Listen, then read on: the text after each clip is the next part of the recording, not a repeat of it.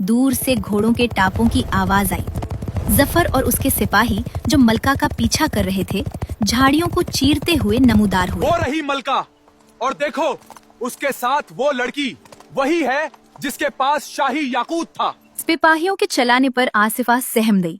उसने जिंदगी में कभी इतनी नफरत भरी आवाजें नहीं सुनी थीं। जैसे ही सिपाही आसिफा की तरफ बढ़े, एक ऐसी दहाड़ गूंजी कि जमीन लरज उठी। आजर, जंगल का बादशाह, चट्टान के पीछे से बिजली की सी तेजी से लपका। उसकी आंखों में गुस्से की आग थी। उसका खौफनाक जाहो जलाल देखकर सिपाहियों के पैरों तले से जमीन निकल गई। सिपाही खौफ के मारे पीछे हटे, मगर मकरो फरेब से काम लेते हुए उन्होंने मलका को घेरे में ले लिया। तलवारों की झनकार ने जंगल के परिंदों को उड़ा दिया। हर तरफ अफरा तफरी मच गई। मलका ने एक आखिरी बार आसिफा की तरफ देखा और चीख कर कहा, आसिफा, भाग जाओ, अपनी जान बचाओ। सिपाही मलका को जबरदस्ती अपने साथ ले गए और आसिफा बेबसी से सिपाहियों को दूर जाते देखती रही।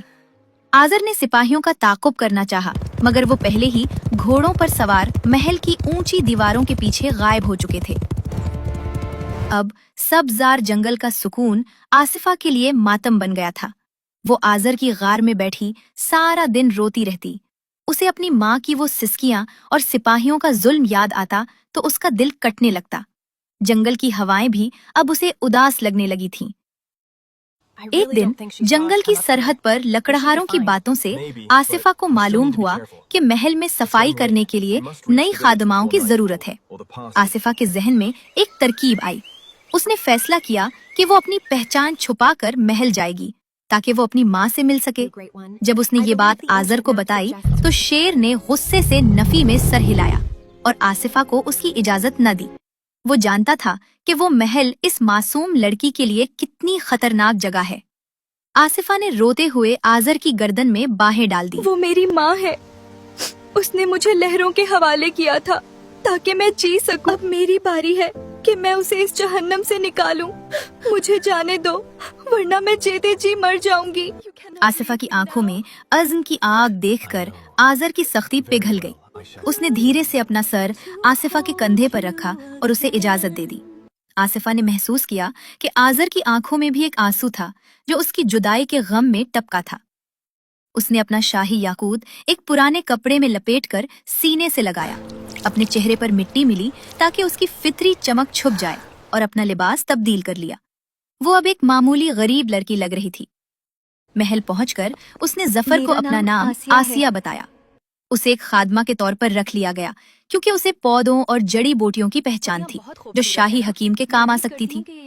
कई दिन तक वो महल की राहदारियों में नजरें झुकाकर काम करती रही, मगर उसका असल मकसद कैद खाना था जहां मलका कैद थी। एक रात जब पूरा महल सो रहा था, वो छुपती छुपाती जेरे जमीन कैद खाने की तरफ बढ़ी। पहरेदार ऊँग रहे थे। उसने एक छोटी सी खिड़की से देखा कि अंधेरे में मलका आलिया फर्श पर बैठी हैं। माँ, आसिफा ने दबी आवाज में पुकारा। मलका ने चूक कर ऊपर देखा। अपनी बेटी को उस हाल में देखकर उनकी सिसकियां बंद गईं। आसिफा, मेरी बच्ची! मलका चीख उठी।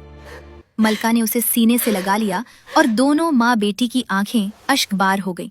मलका ने कांपते हाथों से आसिफा का चेहरा छुआ और लरजती आवाज में कहा, मेरी नन्ही शहजादी, तुमने आखिर अंधेरी कैद में अपनी माँ को ढूंढ ही लिया। आसिफा ने मुस्कुराकर अपनी माँ के हाथ चूमे और कहा, मैं जंगल की बेटी हूँ माँ। मैंने चट्टानों को चैर कर जीना सीखा है। ये मेरे लिए बहुत आसान था। उसके बाद आसिफा का मामूल बन गया कि वो सारा दिन महल में जी तोड़ काम करती और आधी रात के सन्नाटे में वो दबे कदमों कैद खाने पहुँच जाती। वो अपनी माँ के लिए जंगल के मीठे फल और सुकून बख्श जड़ी बूटियां लाती। कई हफ्ते यूं ही गुजर गए। एक रात जब मलका के चेहरे पर दुख की लहरें गहरी थीं,